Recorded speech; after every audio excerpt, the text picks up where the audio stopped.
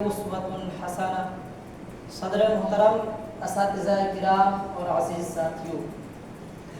آج کی اس بارونق محفل میں میرا موضوع سخن لقد کان لکم فی رسول اللہ اسوۃ حسنہ ہے۔ حضرات، آج سے 1400 برس پہلے جو آفتاب ہدایت فاران کی چوٹیوں سے نمودار ہوا تھا اور جس کی نورانی کرنوں نے نہ صرف سرزمین عرب بلکہ مشرق سے لے کر مغرب تک، شمال سے لے کر جنوب تک سارے عالم کو منور کر دیا تھا، جو رحمت للعالمین، محبوب رب العالمین، آقا دو جہاں کے لقب سے ملقب ہوا، جس کی ذات بابرکت ساری دنیا کے مسلمانوں کے لیے نہیں بلکہ ہر طبقے کے انسانوں کے لیے نمونہ ہے، جس نے انسانوں کو زمین پر انسانوں کی طرح رہنا سکھایا، بھٹکے ہوئے قافلوں کو راہ دکھائی، گمراہی و ضلالت کے دبیز پردوں کو چاک کر کے لوگوں کو قوت و ہمدرد اور مساوات کا درس دیا، جس کے ایک اعلان الا لا فضل لعربی علی اعجمی ولا لعجمی علی عربی ولا لاحمر علی اسود ولا اسود علی احمر الا بالتقوی سے جاہلیت کے تمام بت پارا پارا ہو گئے، اوہام و خرافات اور جہلی اقدار سب مٹ گئے۔ حضرات، خلوت قدوں سے لے کر جلوت قدوں تک، گھر سے لے کر بازار تک، تجارت و زراعت سے لے کر معاشرتی و ازدواجی زندگی تک، ہر جگہ ہمہ وقت ہر چیز کا نمونہ آپ کی زندگی میں موجود ہے۔ آپ کی زندگی ایک ایماندار و دیانتدار تاجر کی اور ایک ہمدرد مخلص و معلم کی بھی تھی، غمخوار و غمگسار شوہر و مربی کی بھی تھی۔ زندگی کا کوئی بھی گوشہ، انسانیت کی کوئی بھی خواہش و چاہت ایسی نہیں ہے جہاں آپ کی ہدایت بدرجہ عطن موجود نہ۔ سامعین باتمکین، اگر آپ کو اخلاق حسنہ کی قوت و تاثیر اور سحر انگیزی کو دیکھنا ہے تو نبی آخر الزماں کی زندگی کا جائزہ لینا ہوگا۔ اس کی چمک دمک، رعنائی و رونق ایسی نمایاں ہے جیسے ریت کے صحرا میں کھندن، جہاں قول و فعل اور گفتار و کردار سے اخلاق حسنہ کی وہ تعلیم دی گئی ہے جس کی مثال ادیان و ملل کی تاریخ میں نہیں ملی۔ چنانچہ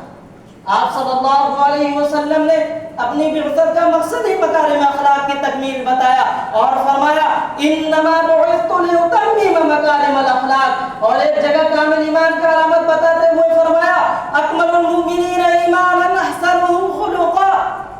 حضرات، آپ کے اخلاق عالیہ ہی کی کرشمہ سازی تھی کہ جو لوگ آپ کے جانب دشمن تھے، جن کا دن رات کا وظیفہ تکلیف دینا اور اظہار رسانی تھا، جو شمع ہدایت کو گل کر دینا اپنی زندگی کا مقصد بنا چکے تھے، وہ آپ کے عاشق و جاں شمار ہو گئے۔ پھر وہی کل کے دشمن مدد و نصرت کے خوگر ہو کر شمع ہدایت کے گرد پروانوں کی طرح چکر لگا۔ نہ کہیں جہاں میں اما ملی، جو اما ملی تو کہاں ملی، میرے جرم خانہ خراب کو تیرے عفو بندہ نواز میں۔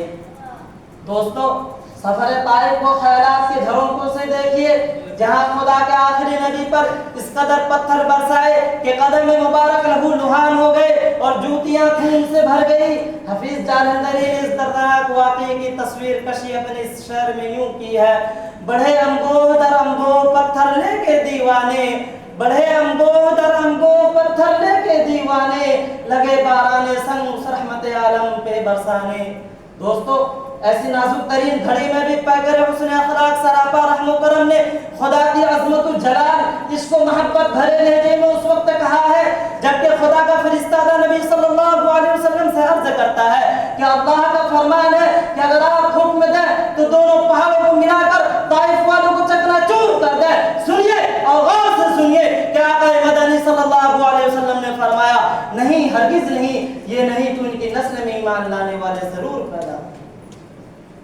سامعین کرام، آپ صلی اللہ علیہ وسلم کے اخلاق کریمانہ اور اسوہ حسنہ سے متاثر ہو کر ایک امریکی ماہر فلکیات اور عظیم مصنف مائیکل ایچ ہارٹ اپنی کتاب دا 100 اور ranking of the most influential persons in history میں لکھتا ہے my choice of Muhammad to lead the list of the world's most influential persons may surprise some readers and may be questioned by others, but he was the only man in history who was supremely successful on both the religious and secular level. کہ حبیب مصطفیٰ تاریخ کی وہ واحد شخصیت تھی جو مذہبی اور سیکولر دونوں سطحوں پر انتہائی کامیاب رہی۔ ग्रामीण कदर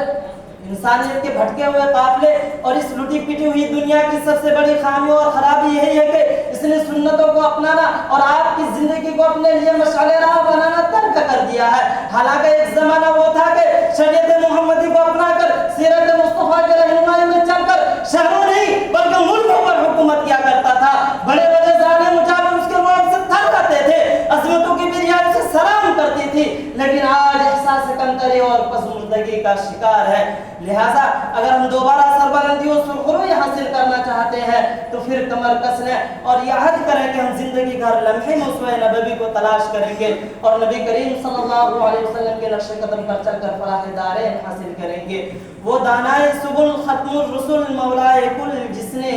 वो दानाए सुबुल खत्मुर रसूल मौलाए कुल जिसने गुबार राह को बख्शा फरोग वादी सीना वमा अलैना इल्ला अल बलाग।